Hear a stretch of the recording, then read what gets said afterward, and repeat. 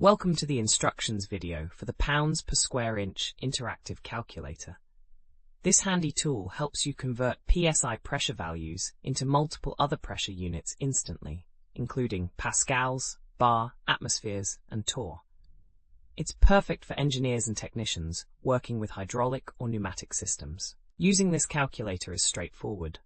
First, locate the input field where you'll enter your PSI value. Let's type in 100 psi as our example.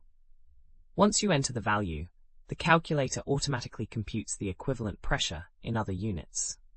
You'll see the result displayed in pascals, which measures pressure in the metric system. You'll also get the conversion to bar, commonly used in Europe, atmospheres for scientific applications, and torr for vacuum measurements. Each result updates in real time as you modify your input, making it easy to experiment with different pressure values. We have thousands of other free engineering calculators on our website. Head over and check them out.